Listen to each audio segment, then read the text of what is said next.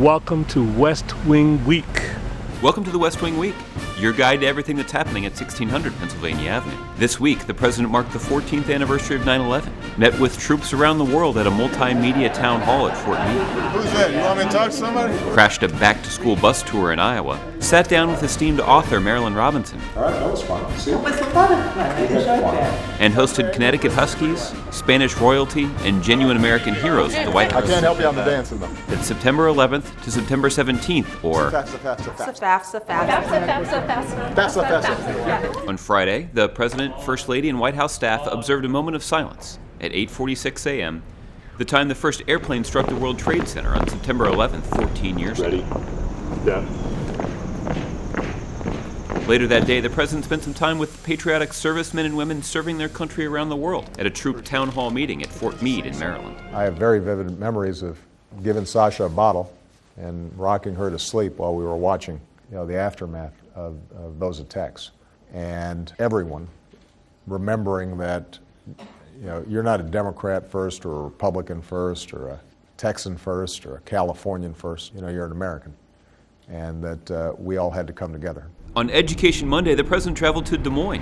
Beautiful day here tonight. There, he sat down with thought leader Marilyn Robinson, a Pulitzer Prize-winning novelist who lives in Iowa. Stay tuned in the coming weeks for more on their conversation. I just need Testing 1, 2, 3. Then the two headed to North High School. There, the President joined Secretary of Education Arnie Duncan's annual back-to-school bus tour. They answered questions from high school students, teachers, and parents. So we pulled together all sorts of data on college costs and value. We created this college scorecard, and you can scroll through it, and you can then use that information to make choices that are right for your future and right for your budget.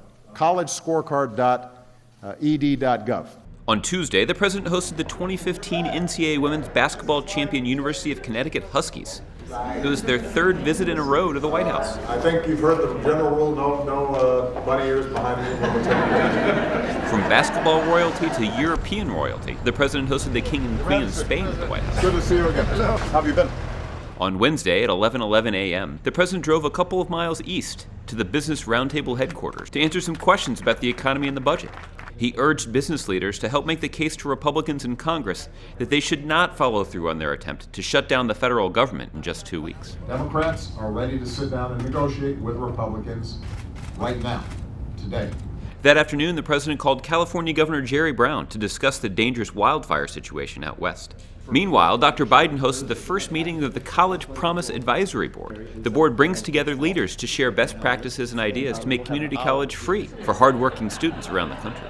I really feel that this is our moment. People are now looking at community colleges in a new way, and I think it's such a great thing. On Thursday, the President met with 3 young Americans who responded heroically to a dangerous situation on a train in Paris last month. These kinds of young people who make me extraordinarily optimistic and hopeful about our future.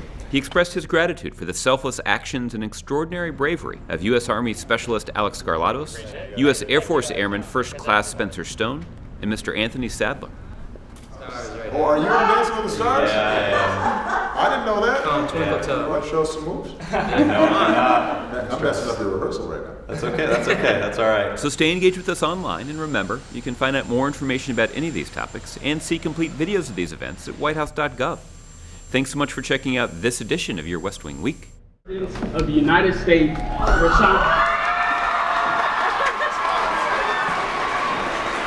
Did he say Rashawn?